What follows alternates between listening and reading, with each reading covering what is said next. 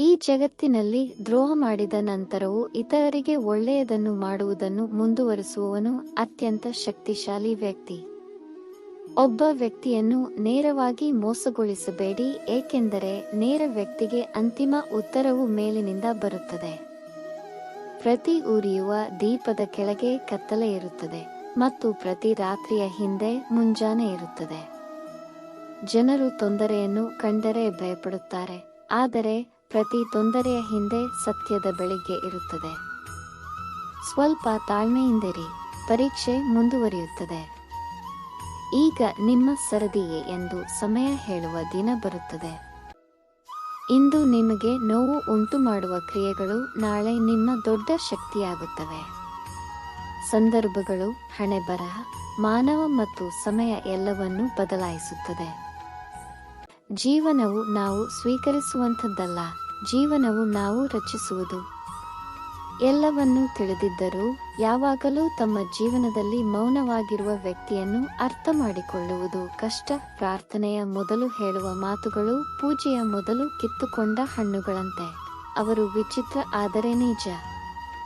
ಈ ಪ್ರಪಂಚದ ಎಲ್ಲ ಸಮಸ್ಯೆಗಳ ಹಿಂದೆ ಒಂದೇ ಒಂದು ಮೂಲ ಕಾರಣವಿದೆ: ಮಾನವ ಅಜ್ಞಾನ.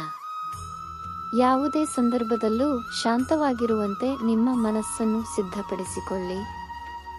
ದೇವರು ಒಂದೇ ಭಾಷೆಯನ್ನು ಅರ್ಥ ಮಾಡಿಕೊಳ್ಳುತ್ತಾನೆ: ಮೌನ. ಸಂತೋಷವಾಗಿರಲು ನಾವು ಹೇಗೆ ತೊಂದರೆಗೊಳಗಾಗುತ್ತೇವೆ ಎಂಬುದು ವಿಚಿತ್ರವಾಗಿದೆ. ಅತಿಯಾಗಿ ಯೋಚಿಸುವುದು ನಿಮ್ಮನ್ನು ಒಳಗಿನಿಂದ ಟೊಳ್ಳು ಮಾಡುತ್ತದೆ.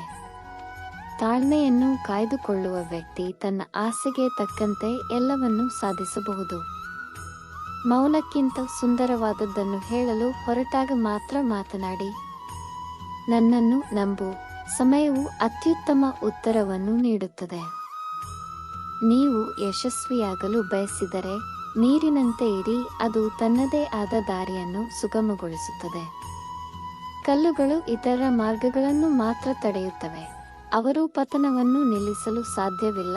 ನೀವು ಭಯಪಡುತ್ತಿದ್ದರೆ ನಿಮ್ಮ ರೆಕ್ಕೆಗಳನ್ನು ಹೇಗೆ ತುಂಬುವಿರಿ? ನಿಮ್ಮ ಸಾಮರ್ಥ್ಯಗಳಲ್ಲಿ ಹೆಚ್ಚು ನಂಬಿಕೆ.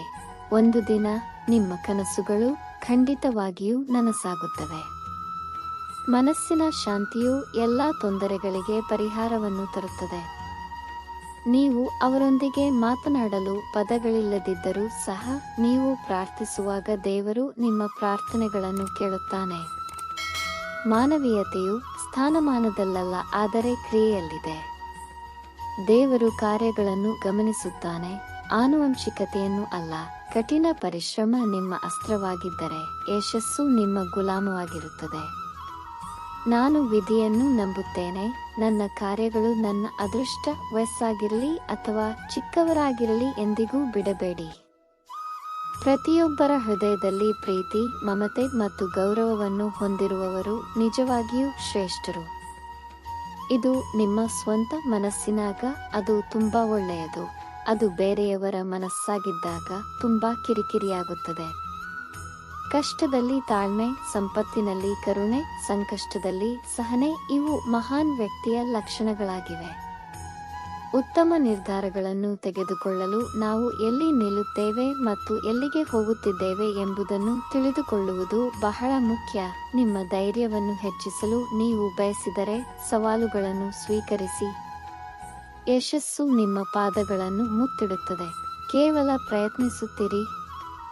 ಕಠಿಣ ಪರಿಶ್ರಮದಿಂದ ಮನಸ್ಸು ಸ್ಪಷ್ಟವಾಗಿರುತ್ತದೆ ಮತ್ತು ಸತ್ಯವನ್ನು ಹೇಳುವ ಮೂಲಕ ಹೃದಯವು ಶುದ್ಧವಾಗಿರುತ್ತದೆ. ನೀವು ಒಳ್ಳೆಯದಾಗಲಿ ಅಥವಾ ಕೆಟ್ಟದಾಗಲಿ ನಿಮ್ಮ ಕೆಲಸವನ್ನು ಶಾಂತಿಯುತವಾಗಿ ಮಾಡುತ್ತೀರಿ. ಟೀಕೆಗೆ ಹೆದರಬೇಡಿ, ಟೀಕೆ ಬದುಕಿರುವವರಿಗೆ. ಸಾವಿನ ನಂತರ ಕೇವಲ ಹೊಗಳಿಕೆ ಇದೆ.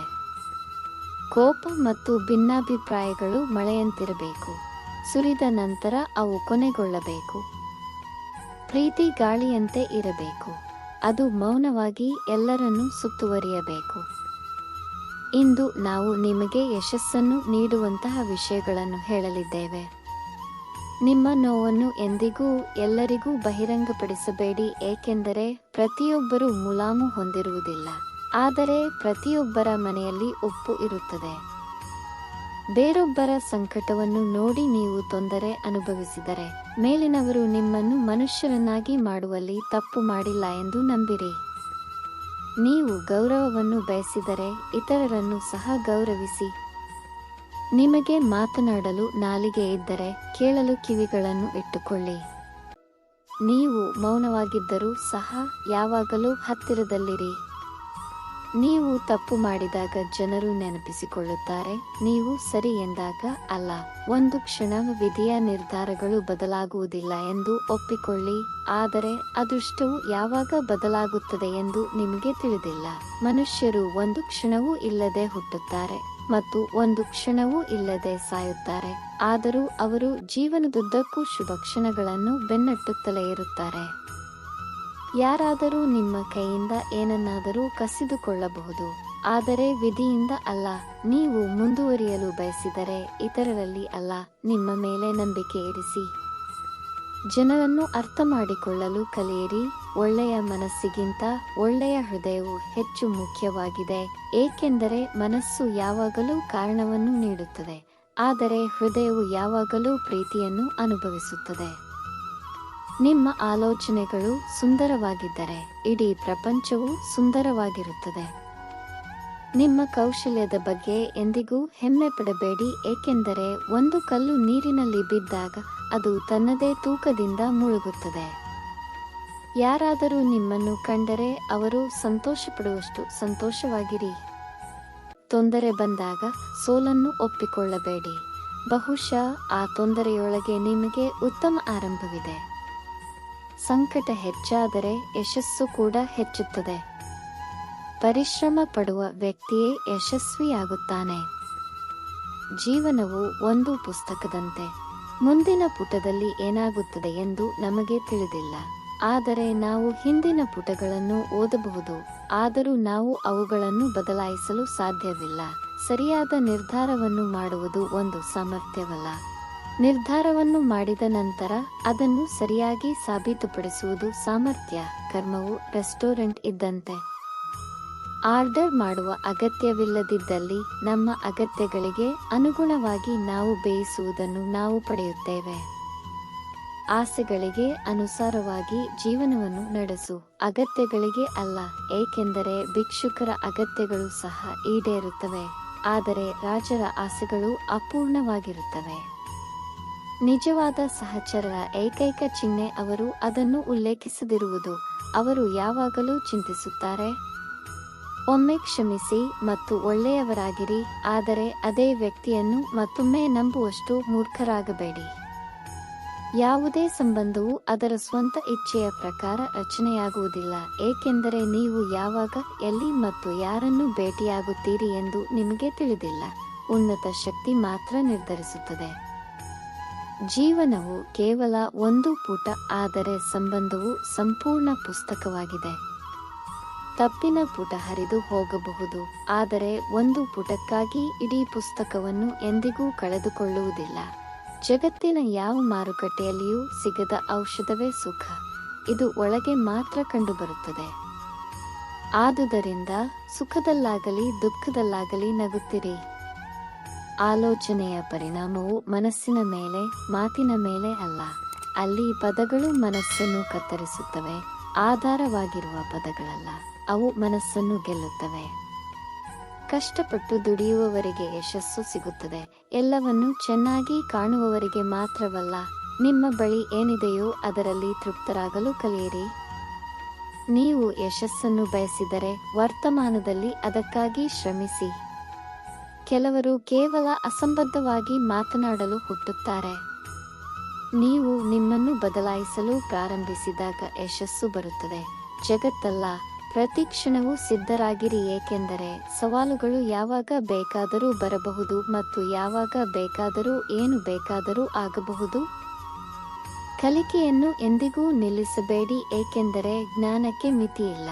ಇತರರಿಗಿಂತ ಹೆಚ್ಚಿನ ಜ್ಞಾನವನ್ನು ಹೊಂದಿರುವುದು ನಿಮ್ಮನ್ನು ಯಶಸ್ವಿಯಾಗುವಂತೆ ಮಾಡುತ್ತದೆ.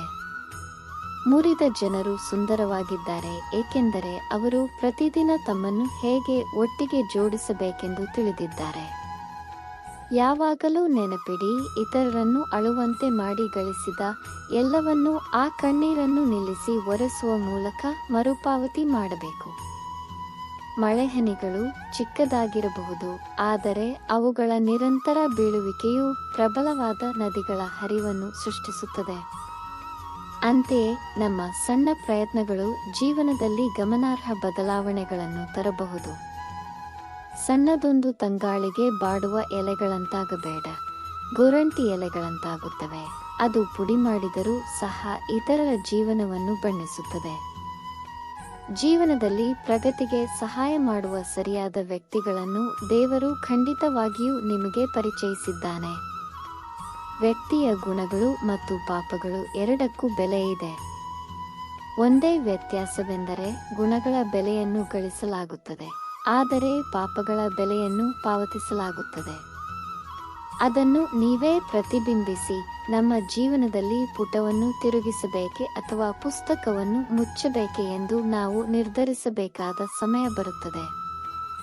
ಮನುಷ್ಯರಿಗೆ ಪ್ರಾರ್ಥನೆ ಮತ್ತು ಧ್ಯಾನ ಅತ್ಯಗತ್ಯ. ಪ್ರಾರ್ಥನೆಯಲ್ಲಿ ದೇವರು ನಿಮ್ಮ ಮಾತನ್ನು ಕೇಳುತ್ತಾನೆ ಮತ್ತು ಧ್ಯಾನದಲ್ಲಿ ನೀವು ದೇವರನ್ನು ಕೇಳುತ್ತೀರಿ. ಯಾರಾದರೂ ನಮಗೆ ಎಷ್ಟೇ ತೊಂದರೆ ನೀಡಿದರೂ ಒಂದು ಹಂತದಲ್ಲಿ ನಾವು ಬದಲಾಗುತ್ತೇವೆ ಎಂಬುದನ್ನು ಯಾವಾಗಲೂ ನೆನಪಿನಲ್ಲಿಡಿ. ಜನರು ಸಾಮಾನ್ಯವಾಗಿ ಚಪ್ಪಲಿಗಳಂತೆ. ಅವರು ಬೆಂಬಲವನ್ನು ನೀಡುತ್ತಾರೆ, ಆದರೆ ಹಿಂದಿನಿಂದ ಕೆಸರು ಸುರಿಯುತ್ತಾರೆ. ಕೆಲವು ವಿಷಯಗಳು ಬೆಂಕಿ ಕಡ್ಡಿಗಳಂತೆ ಹಠಮಾರಿ, ಕೆಲವು ಉರಿಯುತ್ತವೆ ಮತ್ತು ಕೆಲವು ಇಡೀ ಮನೆಯನ್ನು ಸುಟ್ಟು ಹಾಕುತ್ತವೆ. ಆದರೂ ಬೆಂಕಿ ಕಡ್ಡಿಗಳು ಬದಲಾಗದೆ ಉಳಿಯುತ್ತವೆ. ಇದು ಕೇವಲ ತಪ್ಪು ಉಪಕರಣಗಳು ಅಲ್ಲ. ಸ್ಕ್ರೂನೊಂದಿಗೆ ಸಹ ನೀವು ಎಲ್ಲವನ್ನೂ ತಿರುಗಿಸಲು ಸಾಧ್ಯವಿಲ್ಲ. ಸರಿಯಾದ ದಿಕ್ಕಿನಲ್ಲಿ ಶ್ರಮಿಸಿದರೆ ಯಶಸ್ಸು ಸಿಗುತ್ತದೆ. ಗಾಳಿಯಲ್ಲಿ ನೀವು ಕೇಳುವ ಎಲ್ಲವನ್ನೂ ನಂಬಬೇಡಿ. ಕಚ್ಚಾ ಕಿವಿಗಳು ಇಂದು ನೀವು ಎದುರಿಸುತ್ತಿರುವ ಹೋರಾಟಗಳನ್ನು ನಾಳೆ ನಿಮಗೆ ಅಗತ್ಯವಿರುವ ಶಕ್ತಿಯಾಗಿ ರೂಪಿಸುತ್ತಿವೆ. ಆಗಾಗ್ಗೆ ಒಳ್ಳೆಯ ಸ್ನೇಹಿತರು ಕಳೆದು ಹೋಗುತ್ತಾರೆ. ಒಳ್ಳೆಯವರಾಗಿರಿ, ಆದರೆ ನಿಮ್ಮ ಸಮಯವನ್ನು ವ್ಯರ್ಥ ಮಾಡದೆ ಅದನ್ನು ಸಾಬೀತುಪಡಿಸಿ. ಪ್ರತಿಯೊಂದು ನೋವು ಒಂದು ಪಾಠವನ್ನು ಕಲಿಸುತ್ತದೆ ಮತ್ತು ಪ್ರತಿ ಪಾಠವು ವ್ಯಕ್ತಿಯನ್ನು ಬದಲಾಯಿಸುತ್ತದೆ. ಜನರ ಅಭಿಪ್ರಾಯಗಳಿಗಿಂತ ನಿಮ್ಮ ಶಾಂತಿಗೆ ಹೆಚ್ಚಿನ ಪ್ರಾಮುಖ್ಯತೆ ನೀಡಿ. ತನ್ನನ್ನು ತಾನು ಸಾಬೀತುಪಡಿಸುವುದು ಅತ್ಯಗತ್ಯ, ಜೀವನವಲ್ಲ. ಜೀವನವು ಒಂದು ಆಟವಾಗಿದ್ದರೆ ಅದನ್ನು ಗೆಲ್ಲಲು ಒಂದೇ ಒಂದು ಮಾರ್ಗವಿದೆ: ಕಠಿಣ ಪರಿಶ್ರಮದಿಂದ. ನಿರಾಶೆಗೊಳ್ಳಬೇಡಿ, ಏಕೆಂದರೆ ನೀವು ಚಿಕ್ಕವರಲ್ಲ, ನೀವು ಅದನ್ನು ಮಾಡಬಹುದು. ನಿಮ್ಮ ಮೌಲ್ಯವನ್ನು ಅರ್ಥ ಮಾಡಿಕೊಳ್ಳುವವರಿಗೆ ಪ್ರಾಮುಖ್ಯತೆ ನೀಡಿ, ಅವರು ನಿಮ್ಮ ಮನಸ್ಸನ್ನು ದಾಟದಿದ್ದರೂ ಸಹ. ದುರಹಂಕಾರ ಮತ್ತು ಅಹಂಕಾರವು ಬೆಳೆದಾಗ ಒಬ್ಬ ವ್ಯಕ್ತಿಯು ಯಾರನ್ನಾದರೂ ಅಪ್ಪಿಕೊಳ್ಳುವುದು ಕಷ್ಟವಾಗುತ್ತದೆ. ಅವರು ಎಲ್ಲರನ್ನೂ ಎಷ್ಟು ನಂಬುತ್ತಾರೆ? ನಂಬಿ, ಆದರೆ ಜಾಗರೂಕರಾಗಿರಿ, ಏಕೆಂದರೆ ಕೆಲವೊಮ್ಮೆ ನಿಮ್ಮ ಸ್ವಂತ ಹಲ್ಲುಗಳು ಸಹ ನಿಮ್ಮ ನಾಲಿಗೆಯನ್ನು ಕಚ್ಚಬಹುದು. ಜೀವನವು ಒಂದು ಆಟವಾಗಿದ್ದರೆ ಅದನ್ನು ಗೆಲ್ಲಲು ಒಂದೇ ಒಂದು ಮಾರ್ಗವಿದೆ: ಕಠಿಣ ಪರಿಶ್ರಮದಿಂದ. ಯಶಸ್ಸು ಸಾಧಿಸಲು ಹೋರಾಟಗಳನ್ನು ಅನುಭವಿಸಬೇಕು. ಎಲ್ಲರೂ ಮೇಲಕ್ಕೆ ಏರುವ ಬಗ್ಗೆ ಯೋಚಿಸುತ್ತಾರೆ, ಆದರೆ ಹತ್ತುವುದು ಕಷ್ಟ ಮತ್ತು ಮೇಲಿನ ನೋಟವು ವಿಭಿನ್ನವಾಗಿರುತ್ತದೆ. ಸಮಯವು ವ್ಯಕ್ತಿಯನ್ನು ಯಶಸ್ವಿಯಾಗುವುದಿಲ್ಲ, ಇದು ಸಮಯದ ಸರಿಯಾದ ಬಳಕೆಯಾಗಿದೆ. ಕಹಿ ಜನರು ತೊಂದರೆಯ ಸಮಯದಲ್ಲಿ ಸೂಕ್ತವಾಗಿ ಬರುತ್ತಾರೆ, ಆದರೆ ಸಿಹಿ ಜನರು ಸರಿಯಾದ ಕ್ಷಣದಲ್ಲಿ ದ್ರೋಹ ಮಾಡುತ್ತಾರೆ. ನೀವು ಕುಟುಕನ್ನು ಅನುಭವಿಸಲು ಪ್ರಾರಂಭಿಸಿದಾಗ ಅದು ನಿಮ್ಮ ಹೊಳಪು ಎಂದು ಅರ್ಥ ಮಾಡಿಕೊಳ್ಳಿ.